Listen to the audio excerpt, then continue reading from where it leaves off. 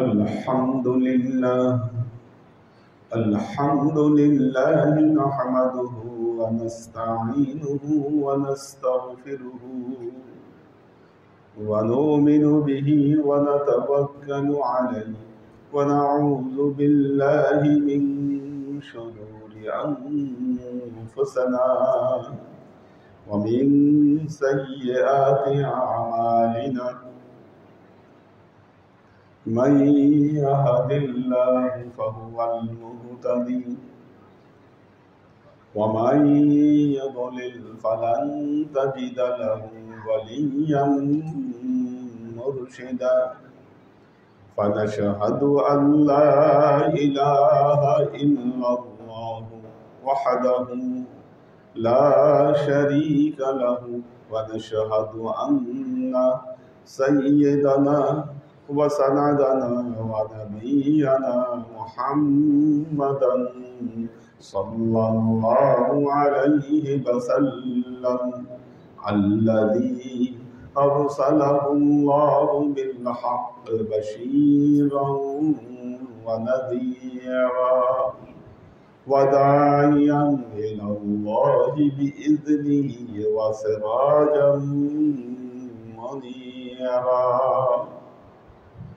وقال الله تعالى في كلامه المجيد وفرقانه الحميد ما كان محمد أبا أحد من رجالكم ولكن رسول الله وخاتم النبيين وكان الله بكل شيء عليما إن الله وملائكته يصلون على النبي يا أيها الذين آمنوا صلوا عليه وسلموا تسليما صلى الله على محمد صلى الله عليه وسلم صلى الله على محمد صلى الله عليه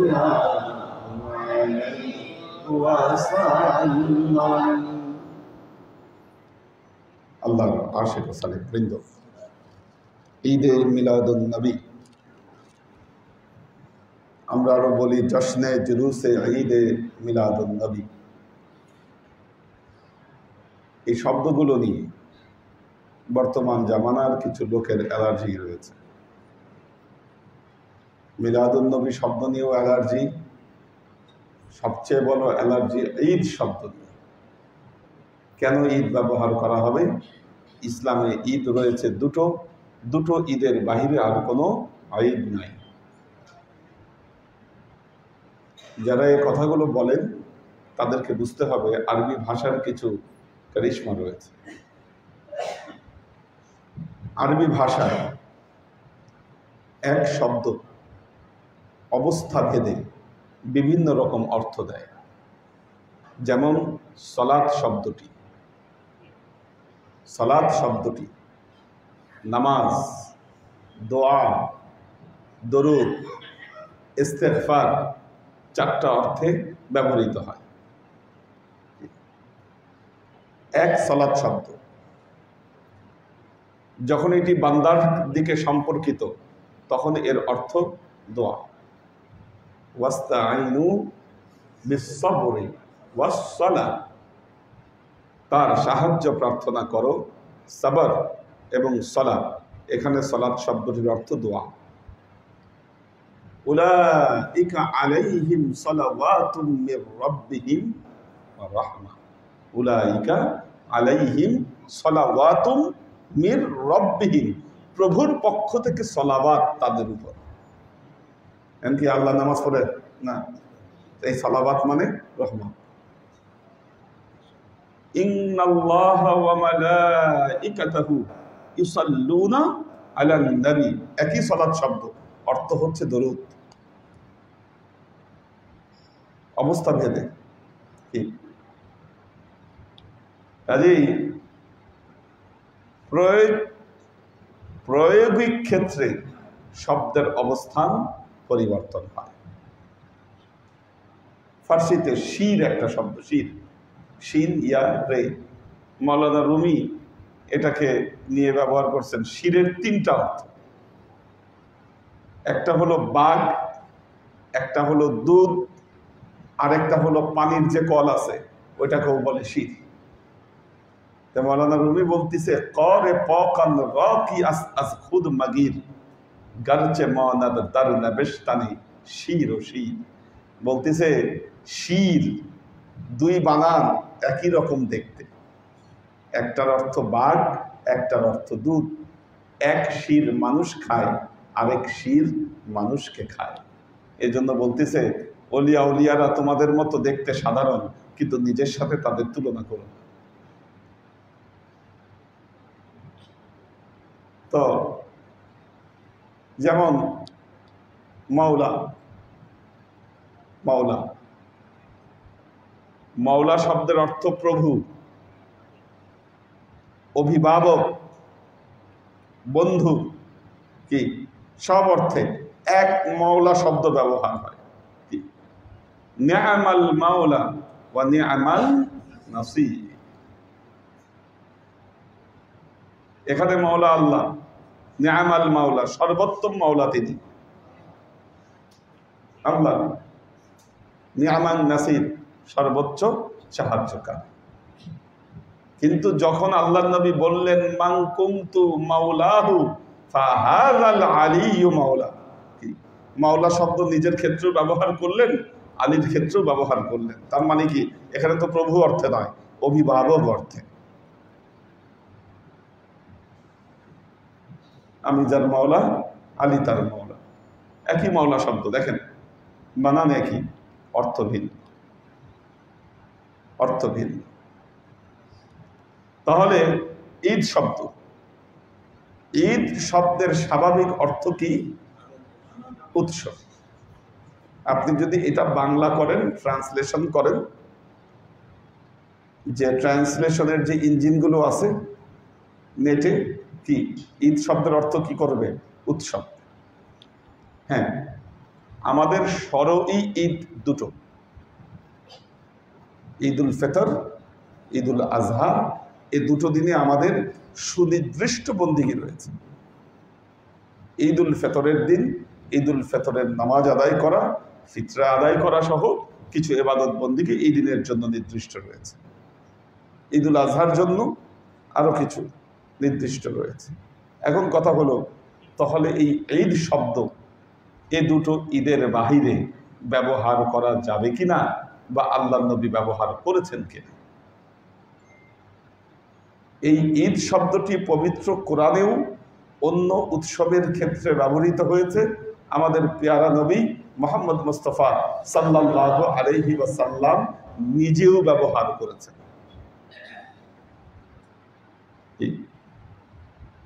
পবিত্র কোরআনে কোথায় ব্যবহৃত হলো? ওয়া ইয ক্বালা ঈসা ইবনু মারইয়াম রব্বানা আনজিল আলাইনা মাইদাতাম মিনাস সামা তাকুনু লানা ঈদাল লিআউয়ালিনা ওয়া আখিরিনা। হযরত ঈসা ইবনে মারইয়াম আল্লাহর কাছে দোয়া করতেছেন, রব্বানা আনজিল আলাইনা মাইদাতাম মিনাস সামা, আপনি আকাশ থেকে আমাদের জন্য মায়দা নাজিল করে দেন। যদি মায়দা নাজিল করেন তাহলে কি হবে? তাহলে কি হবে? আমাদের পূর্ববর্তী পরবর্তী সম্প্রদায়ের জন্য এই দিনটি ঈদ হয়ে থাকবে, উৎসব হয়ে থাকবে। وقال رسول الله صلى الله عليه وسلم, আল্লাহর নবী বলেছেন, ইয়াউমে আরাফা, ইয়াউমুল আজহা ওয়া ইয়াউমাত তাশরীক ঈদুল লিল মুমিনিনা ওয়াল মুমিনাত। আল্লাহ নবী কি বলছেন? আরাফার দিন কি আরাফার দিন, ঈদ উল ফিতরের দিন, যে দিনগুলোতে তাশরিক পড়া হয়, এই দিনগুলো মুসলমানদের জন্য উৎসবের দিন। কি আরাফার দিন তো দুই ঈদের বাইরে। আল্লাহ নবীর রওয়ায়াতে বর্ণিত হয়েছে হাদিস, আল্লাহ নবী বলেছেন, জুমার দিন তোমরা গোসল করো, কারণ এই জুমার দিন ঈদুল লিল মুমিনিন, এটা মুমিনদের জন্য উৎসবের দিন। কি তার মানে কি বোঝা গেল? ঈদ শব্দের প্রয়োগ, ঈদ শব্দের প্রয়োগ সরইভাবে কোরআন সুন্নায় আমরা এই দুই ঈদের বাহিরে দেখতে পাই। কি শুধু নোক্তা ধরার জন্য, গোরামি করার জন্য, ঈদে মিলাদুন নবীকে বিতর্কিত করার জন্য এই ঈদের মাসলা ধরে লাভ নাই।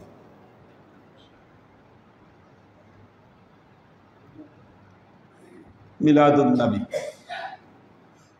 মিলাদুন নবী, নবীর জন্মকাল, জন্মক্ষণ।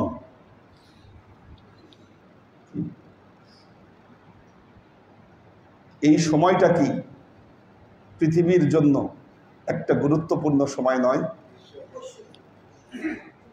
আচ্ছা, ইতিহাস কি বলে? ইতিহাস কি বলে? আল্লাহর নবী যখন জন্মগ্রহণ করছেন, পারস্যের সম্রাট,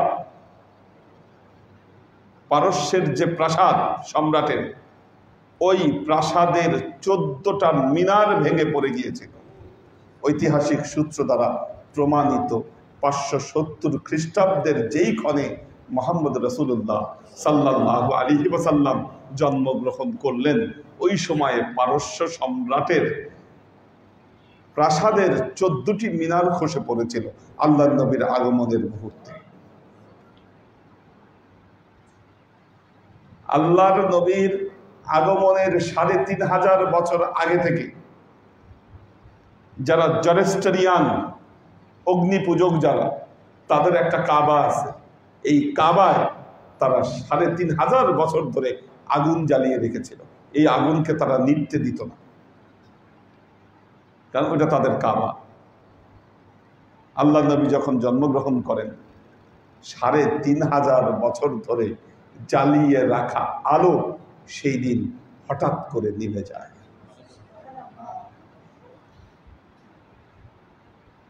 দজলা ফোরাতের পাশে সাওয়া হ্রদ, কি নাম?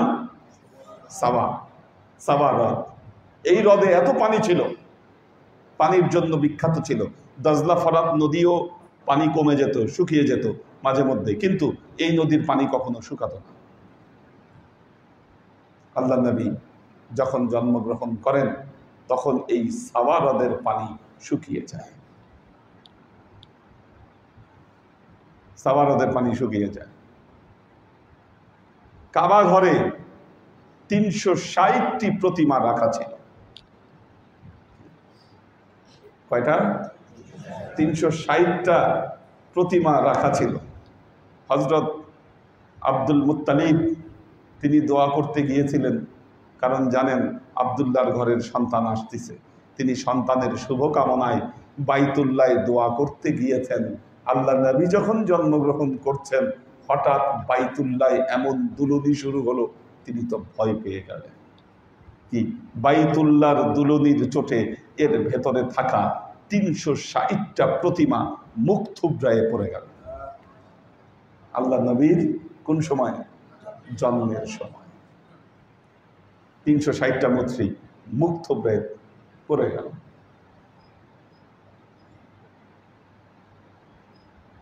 মা আমেনা বলছেন মুহাম্মদ মুস্তাফা সাল্লাল্লাহু আলাইহি ওয়াসাল্লাম যখন জন্মগ্রহণ করবেন, তিনি বলছেন, আমার পেট থেকে একটি নূর বের হলো। সেই নূর শাম দেশ পর্যন্ত আলোকিত করে ফেলল।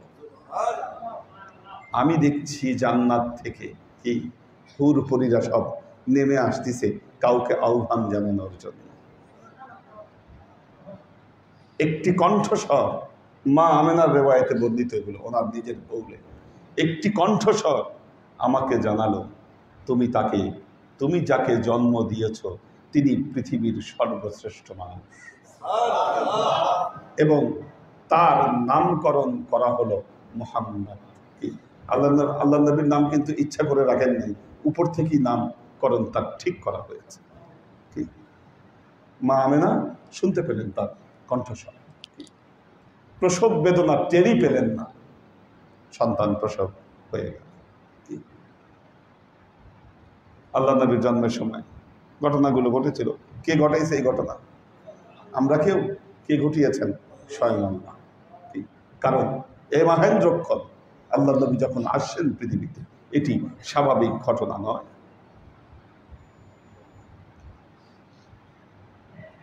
আপনারা জানেন ইহুদিরা, তারা তাওরাতের পণ্ডিত ছিল, জানতো কোন সময় শেষ নবী আগমন করবে। আকাশের একটা তারকাকে তারা চিহ্নিত করে রেখেছিল। যেদিন আল্লাহ নবী জন্মগ্রহণ করলেন সেই তারকা খসে পড়ল।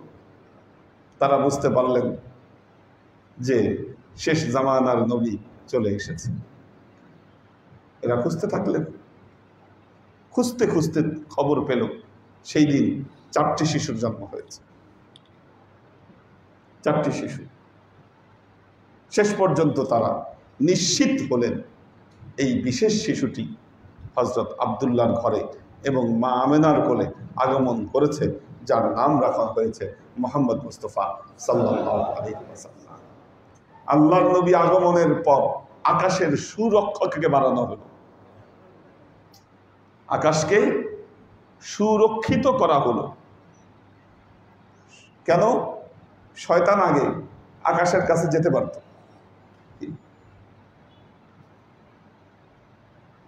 শয়তানরা কি করত? আকাশে গিয়ে কান পেতে থাকতো, ভেতরে কি খবরাবর কি আছে। ওয়া হিফযাম মিন কুল্লি শাইতানিন মারিস ইল্লা মান খাতাফাল খাতফা ফাআতবাআহু শিহাবুন সাকিত। পবিত্র কোরআনে বর্ণনায় আসে শয়তানরা আকাশে গিয়ে কান পাতত। আল্লাহ কি করতেন? উল্কা দিয়ে এদেরকে তাড়াই দিতেন। আল্লাহ নবী আসার পর আকাশের সুরক্ষা ব্যবস্থাকে বৃদ্ধি করে দেওয়া হলো। শয়তান আর কি করতে পারে না, উপরের দিকে আর যেতে পারে না। কুখ্যাত জাহান্নামী, কুখ্যাত জাহান্নাম, তার নাম আবু লাহাব। নামটাও মেটাফরিক্যাল নাম, তার নাম ছিল ভিন্ন। দেখতে লাল টকটকা ছিল, এজন্য কোরআনে তার নাম দেওয়া হয়েছে আবু লাহাব, আগুনের পিতা। আগুনের মতো গায়ের রং। আবু লাহাব সম্পর্কে আল্লাহর নবীর চাচা। তার দাসী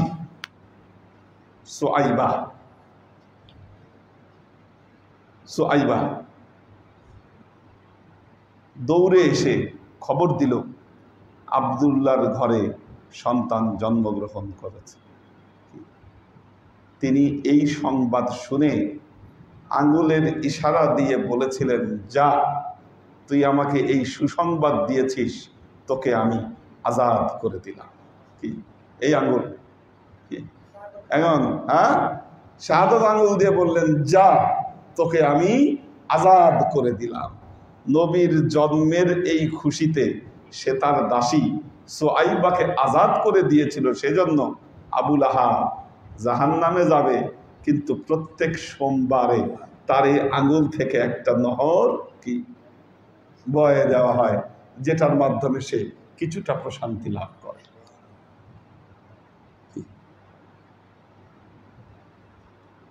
মিলাদুন নবী আমরা বছরে একবার পালন করি, আল্লাহর নবী প্রত্যেক সপ্তাহে পালন করতেন।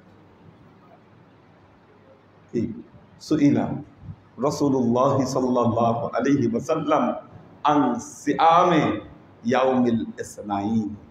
আল্লাহর নবীকে জিজ্ঞাসা করা হলো, ইয়া রাসূলুল্লাহ, আপনি সোমবারে কেন রোজা রাখেন? আল্লাহ নবী বললেন, সোমবারে রোজা রাখি এই কারণে আমি এই দিন পৃথিবীতে এসেছিলাম, আমি এই জন্য রোজা রাখি।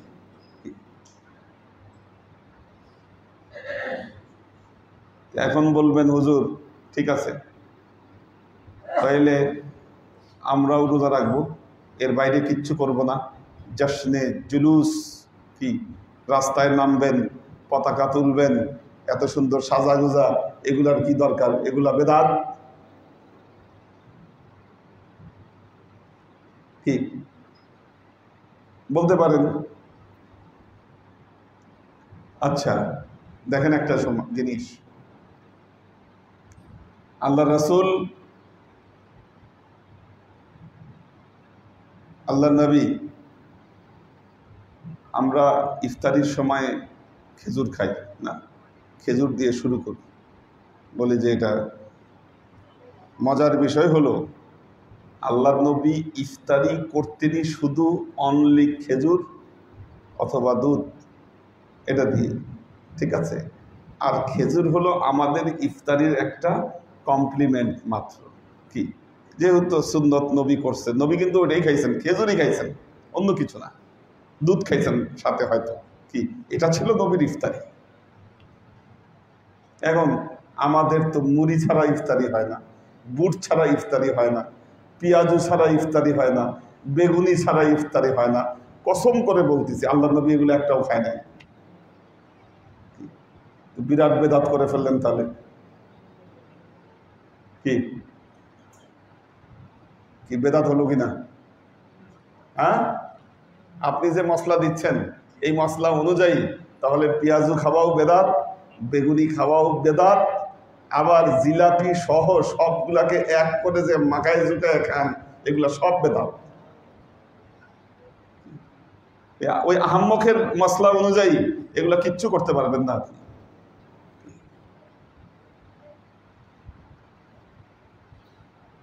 আল্লাহর নবীর সময় তো কোনো মাদ্রাসা ছিল না, আপনি তো বড় বড় মাদ্রাসা করে মাদ্রাসা চালাচ্ছেন, ইনকাম করতেছেন, এটা তো বড় বেদাত। নবীর সময় কোন মাদ্রাসা ছিল বলেন? নবীর সময় নবীর দরবার ছিল, খানকা ছিল, এগুলোই ছিল, মাদ্রাসা কোনটা ছিল? তাইলে কি মাদ্রাসা বেদাত?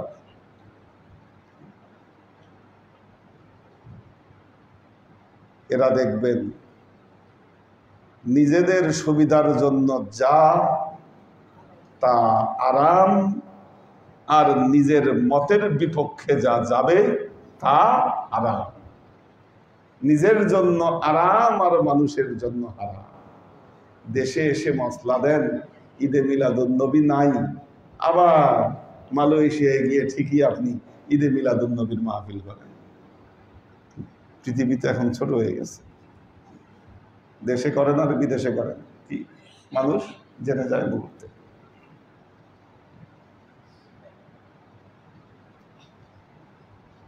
আল্লাহ পবিত্র কোরআনে বলেছেন, কুল বিফাদলিল্লাহি ওয়া বিরহমাতিহি ফাবিযালিকা ফালইফরাহু।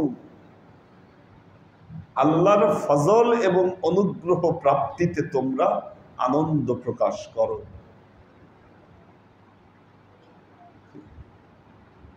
কি করো? আনন্দ প্রকাশ করো। আচ্ছা বলেন, পৃথিবীতে সব মানুষের কি আনন্দ প্রকাশ একরকম হবে?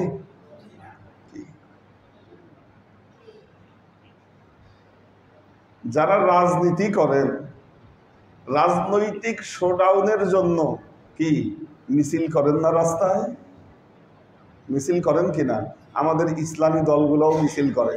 যারা ঈদে মিলাদুন্নবীর জশ্নে জুলুসকে যারা কি নাজায়েজ বলে ফতোয়া দেয়, তারাও মিছিল করে,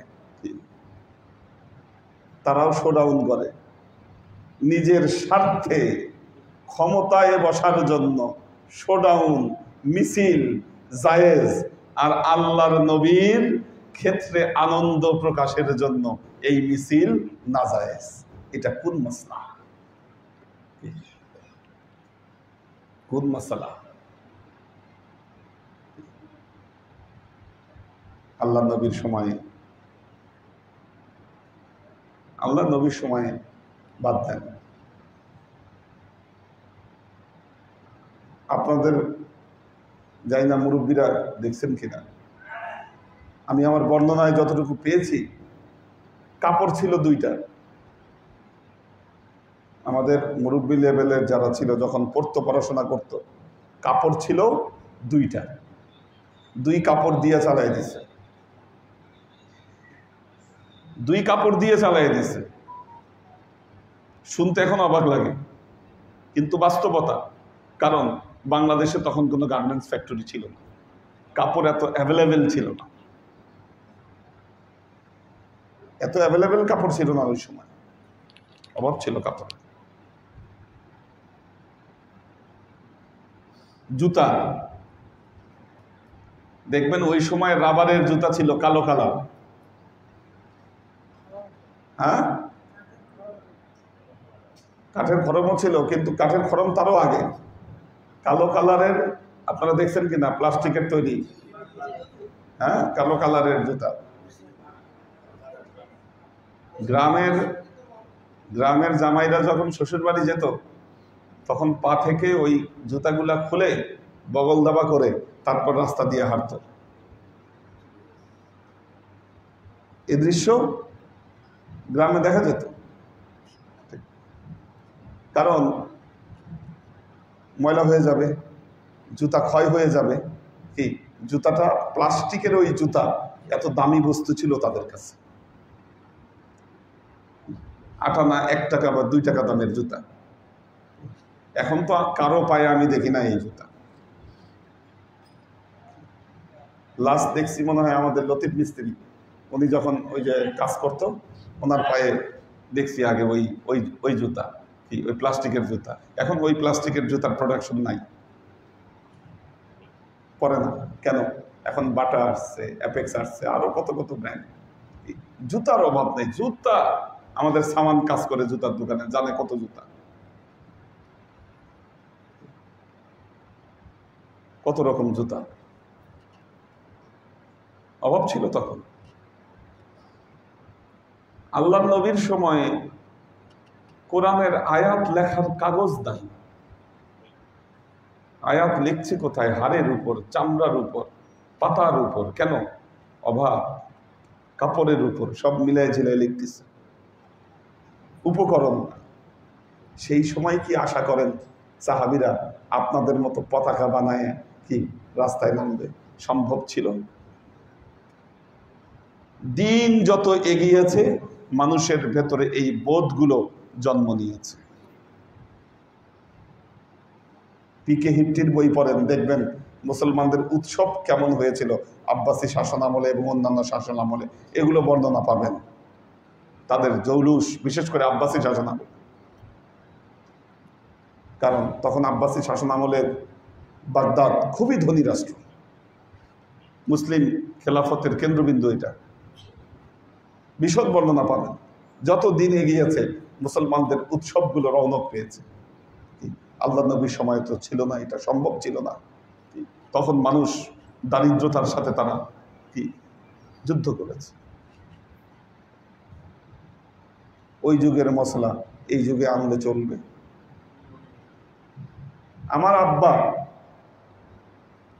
আব্বা বলেছিলেন ইন্টারনেট ব্যবহার করা হারাম।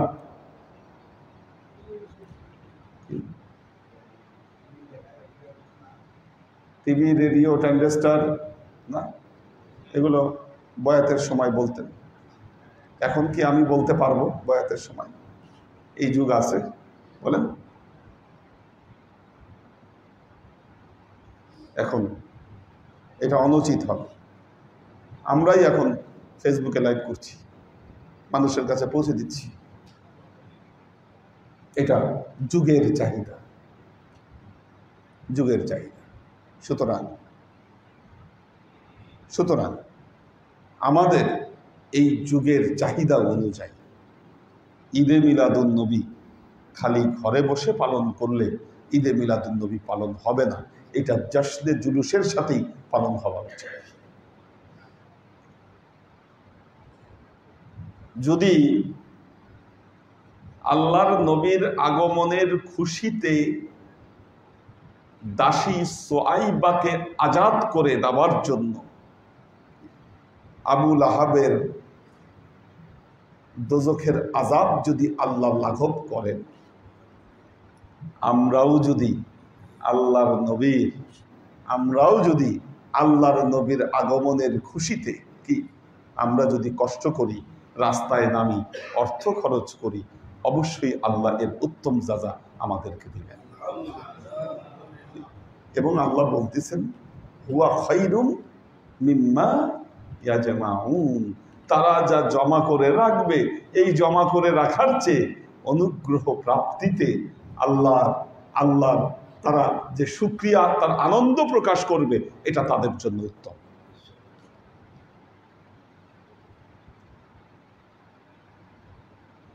ব্যাপারটা বুঝছেন কিনা? স্বাভাবিক জ্ঞানে আপনাকে চিন্তা করতে হবে।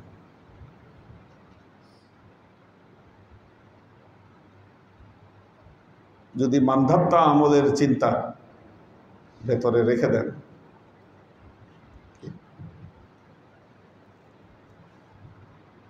যুগ বদল গায়া, পৃথিবী নতুন শতাব্দীতে প্রবেশ করেছে। আগের যুগে আলেম ওলামারা এমন ভাবে বক্তব্য দিতেন, আমি যা বলেছি তাই যুক্তি তর্কের ঊর্ধ্বে। এখন যদি আমরা যুক্তি দিয়ে কোনো কিছু প্রমাণ করতে না পারি, পাবলিক সেটা গ্রহণ করবে না। কারণ এখন অডিয়েন্স, জনগণ অনেক সতর্ক। বেহুদা কথা বললে মানুষ গ্রহণ করবে না। ঠিক তেমনি রাজনৈতিক অঙ্গনে আপনি চাঁদাবাজি, ছিনতাই, অন্যায়, মানুষের উপরে জুলুম করবেন, আর মানুষ আপনাকে ভোট দিবে, ওই দিন নাই। বদল গায়া, প্রমাণিত জামানা বদল গায়া। সতর্ক হতে হবে। আমরাও যদি সতর্ক না হই আমাদের দিন পালন, আমরা যদি বাস্তবতা না বুঝি, জগতের চাহিদা যদি আমরা না বুঝি, আমরাও দিন পালনে অনেক পিছায় পড়ব। আল্লাহ আমাদেরকে রহম করুন। আপনারা যে জশ্নে জুলুস করেছেন, সব জায়গায় এটা অনেক সুনাম করিয়েছে। কারণ এত সুন্দর আয়োজন হবে এটা আমরা চিন্তা করিনি। সবার প্রচেষ্টায় হয়েছে। সামনে হয়তো আরো ভালো হবে, আরো এর ব্যাপকতা বাড়বে, এবং যখনই ব্যাপকতা বাড়বে তখন হয়তো আরো ব্যাপকভাবে বাধাও গ্রস্ত হতে পারেন আপনারা। এগুলাতে ভয় পেলে হবে না। আল্লাহ আমাদেরকে তৌফিক দান করুন।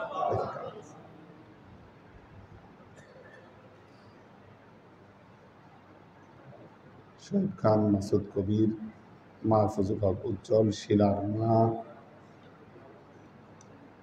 সুলতান আইরিন, সামাদ রোমা, মনিরুজ্জামান মনির, মকসুদ Omar, Mohammad Kabir Hossain, Sajjad Rahman, HK Hanif, Mizanur Rahman, Abdul Hafiz, Zariya Haque, Abu Afzal, Syeda Anwara Sharif, Mumtaz Fariza Fairuz, Nurul Islam, Mihika Jahan, Surabhi Akter Nipa, HM Milton, Humaira Chowdhury Hasna, Ashraful Anam Naim, Apel Mahmud, Antara Ahmed, Riazul Islam, Mohammad Sufian Sunny,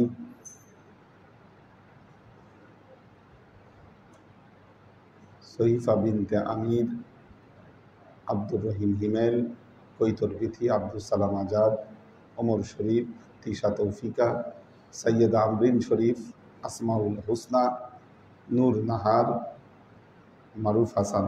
আল্লাহ সবাইকে ভালো রাখুন, সুস্থ রাখুন। আল্লাহুম্মা আমিন।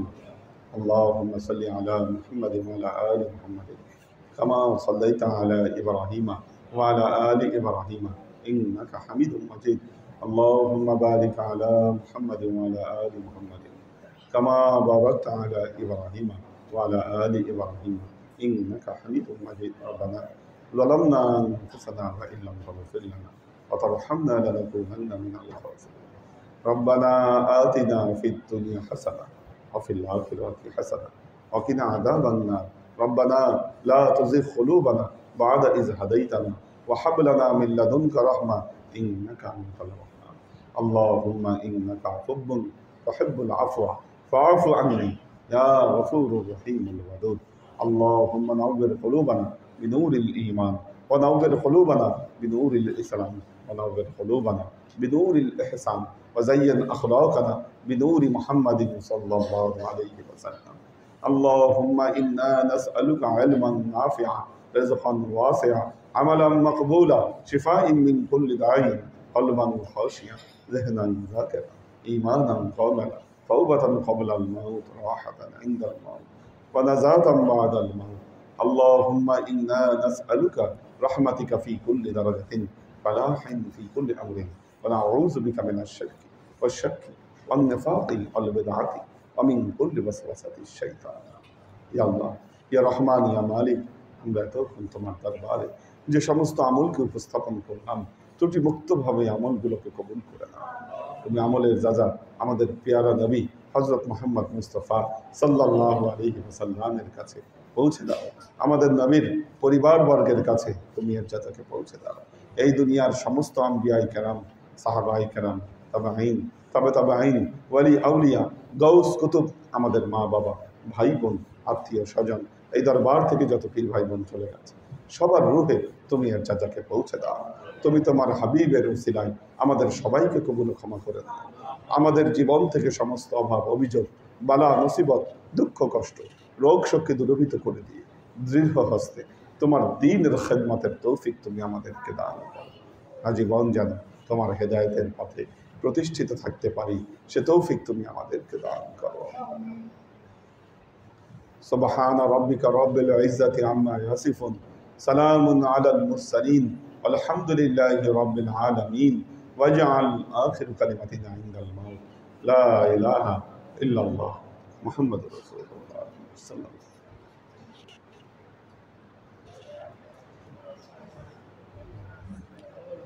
وسلم.